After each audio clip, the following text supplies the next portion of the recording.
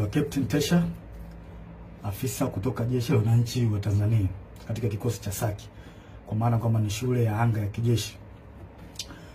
Awali ya yote napenda kumshukuru Mwenyezi Mungu, muumba mbingu na nchi, kwa kunipa uhai na afya mpaka muda huu ambapo nazungumza nanyi wa Tanzania wenzangu.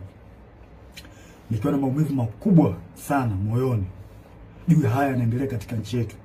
Nimejaribu kutafakari sana mpaka muda mwingine kufikia kumshirikisha Mungu kwamba nikiwa naiona hatari kubwa sana ambayo ipo mbele yetu kama taifa. Haikuwa rahisi hata kidogo kwangu mpaka leo hii Watanzania kuniona nikiwa mbele yenu naongea haya mambo. Haikuwa rahisi kwa sababu nazijua taratibu zetu za kijeshi jinsi zilivyokuwa ngumu, hasa kwa mambo kama haya. Haikuwa rahisi hata kidogo kutafakari mpaka kuamua kufanya hiki. Kwa maana hiyo sasa, nikiwa naifahamu hatari hiyo iliyopo mbele yangu juu ya hichi ninachokifanya kwenye utaratibu wetu, desturi zetu, pia katika mambo mengine, sitojali hizo hatari kwa namna yoyote. Sitomuogopa mtu yoyote, ila heshima kwa wakuu wangu itabaki pale pale. Hivyo basi nimeweza kuandika barua kwenda kwa wakuu wangu wa kazi, kwa maana kwamba CDF na wengine, kuwaeleza kwamba siridhishwi kabisa kwa yanayoendelea nchini na naiona hatari kubwa sana katika taifa letu. Hivyo basi ni vema kama jeshi kuchukua hatua haraka sana kabla hatujachelewa, kwa kuwa imani pekee iliyobaki kwa Tanzania ni jeshi lao. Japo muda mwingine wanasiasa wanajaribu kuliingiza jeshi letu kwenye mambo ya siasa, kulitumia ili uweze kufanikisha mambo yao, lakini tumebaki kuwa imara na bado tunaendelea kuaminika na Watanzania. Hivyo basi, kwa kuona hilo na kuona hali ambayo ipo kwa sasa, sehemu pekee na imani pekee ya Watanzania ni kwenye jeshi lao. Hivyo nashauri jeshi letu liweze kuchukua nchi haraka sana na kuweza kuweka mambo sawa kuliko kuendelea kulazimisha kwenda mbele, hasa katika hili swala la uchaguzi. Baada ya kufanya hivyo, liweze kuwasikiliza wananchi kwenye taarifa, kwa maana kwamba taarifa mbalimbali kutoka kwa wananchi ziweze kuwasikiliza na maoni yao.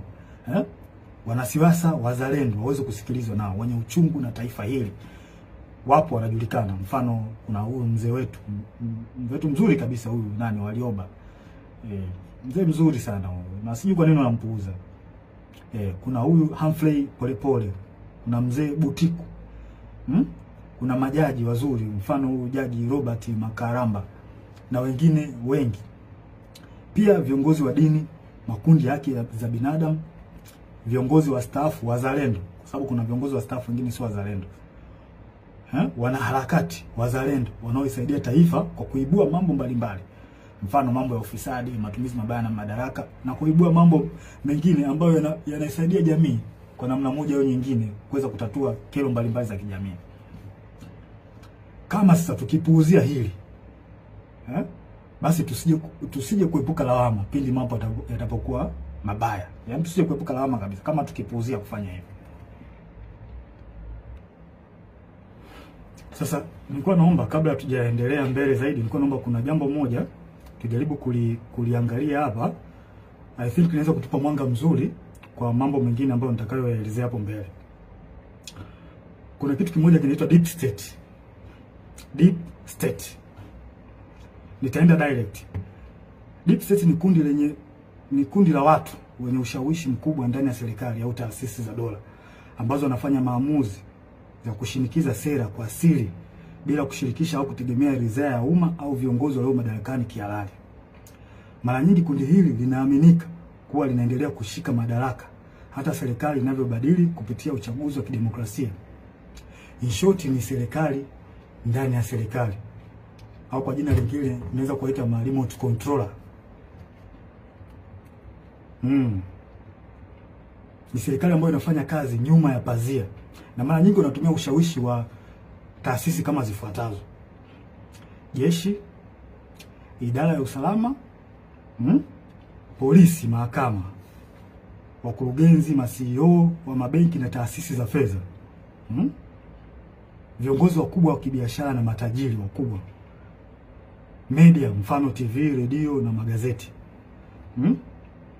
wasanii na watu mashuhuri, na muda mwingine wanaweza kutumika bila hata wao wenyewe kujijua kama wanatumika na hao deep state. Sifa kuu za deep state hapa nitazielezea, zipo 4. Ya kwanza, hufanya kazi kwa siri au covert operation, na wanafanya kazi hivyo ili wasiweze kugundulika, kwa sababu wakigundulika inaweza kidogo ikawapa shida. Namba 2, hawajibiki moja kwa moja kwa wananchi. Mara nyingi wanawatumia wanasiasa ambao wako upande wao. Kuna wanasiasa ambao wapo upande wa deep state, kwa hao ndio wanatumika moja kwa moja kufanya mambo yao serikalini. Hutumia taarifa za siri, propaganda au vitisho kudhibiti hali. Pindi mambo yao yanapoanza kujulikana na wananchi, mara nyingi wanatumia vitisho kwa kutumia vyombo vya ulinzi na usalama, au wanaweza kutumia media na baadhi ya watu. Nashangaa tu influencer from nowhere, mtu anaanza kumtukana mwenzake bila sababu.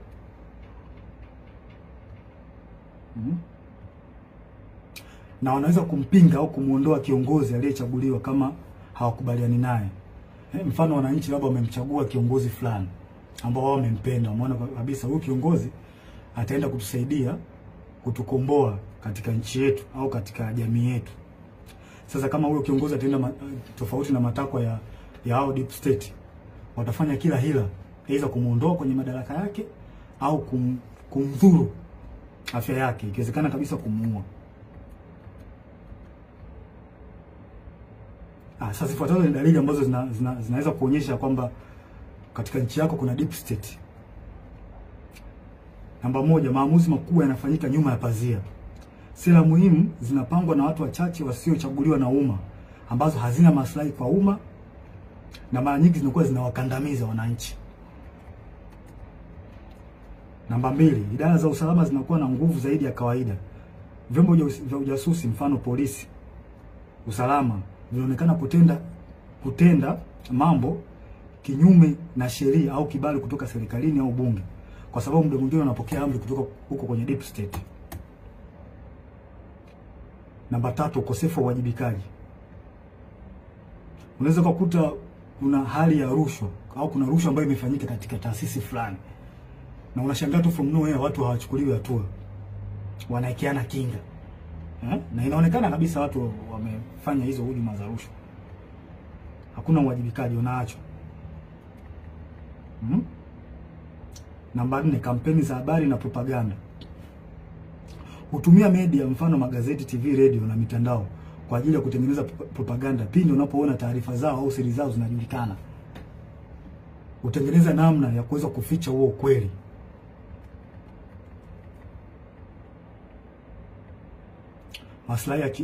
Namba 5, maslahi ya kiuchumi na kiusalama. Watu wachache sana, mfano wafanyabiashara wakubwa, familia za kitajiri na taasisi za fedha, wanashirikiana moja kwa moja na maafisa wa usalama au jeshi. Yaani wanakuwa kitu kimoja, wanatengeneza bondi. Na pia mikopo au tenda au mikataba ya kitaifa ambayo ina faida, wanapeana wao kwa wao. Wanapeana maslahi wenyewe kwa wenyewe. Si watu wazuri hao. Namba 6, kukandamizwa kwa wakosoaji au whistleblowers. Wapiga filimbi au waandishi wa habari za kichunguzi mara nyingi wanakandamizwa, ikiwezekana kuuliwa au kudhuriwa pindi wanapotoa habari zao, pindi wanapofichuliwa. Na vyombo vya habari muda mwingine vinavyofanya hivyo, mara nyingi wanachukuliwa hatua. Hivyo vyombo vya habari vinachukuliwa hatua na hao watu kwa sababu wana mkono mrefu.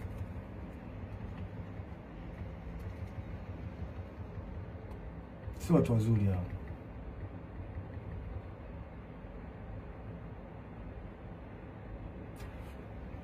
Huendeleza maslahi hata kama ni kinyume na matakwa ya umma au sheria. Wananchi hata mkipiga kelele vipi kuhusu hali mbaya au matatizo ya nchi, wao hawajali. Yaani wanafanya mambo kwa maslahi yao, hawajali wananchi hao watu. hawajali kabisa. Wanafanya mambo kwa faida zao wenyewe. Sasa kwa namna hiyo mnaweza mkaona, mkapata clear picture kuhusiana na hili jambo la deep state. Kwa mnaweza mkafanya comparison, mnaweza mkaangalia hali halisi na kinachotokea nchini kwetu. Je, hiko kitu kweli ni kipo? Kwa mimi ninavyoona na kwa ajili na kwa namna ambavyo nchi yetu inavyoendelea, hii jambo lipo. Lipo kabisa bila hata kuficha. Hakuna kuficha hapo. Hili jambo lipo na linaongozwa na CCM mtandao, wanajiita mtandao hapo. Wapo chini ya Kikwete, Rostam Azizi, wakina marehemu Bernard Membe, Mungu lazima roho yake mahali pema peponi. Hawa watu ndio wanasababisha Tanzania isiendelee, wanarudisha nyuma nchi yetu. Na vile vile waweza kumhujumu, walimhujumu sana Dr. marehemu John Pombe Joseph Magufuli. Yeye mwenyewe alisema kuna watu wanamhujumu na Kikwete mmoja wapo. Alisema Magufuli bila ubishi. Hawa watu wa Tanzania walikuwa mwajue kwamba hawa watu hawana nia njema ya taifa hili. Hawana nia njema kabisa. Hawa ndio wanasababisha maendeleo yasipatikane kwenye taifa letu na usalama usipatikane kwenye taifa letu. Pindi nchi inapotaka kujikwamua iende sehemu moja kwenda sehemu nyingine, hawa wanatengeneza vipingamizi. Wanazuia. Kwa manufaa yao binafsi. Ikitokea mikataba ambayo ina manufaa kwa nchi, wao wanaingilia kati, wanaichukua wao na wanajinufaisha wao. Wananchi msitegemea kuendelea hapo. Mtapata shida. Nashangaa tu changamoto haziishi hospitalini, dawa za wagonjwa. Hivi kweli nchi yetu mpaka ilipofikia mpaka leo hii tunahangaika na dawa za wagonjwa kweli? Hii haileti picha nzuri kwa kweli. Yaani baada ya kwenda mbele kama taifa tunarudi nyuma. Na hawa watu sio kuwavumilia. Kikwete sio mtu wa kumvumilia kabisa. Na tusione haya kueleza ukweli. Tusione haya kueleza ukweli katika jambo hili.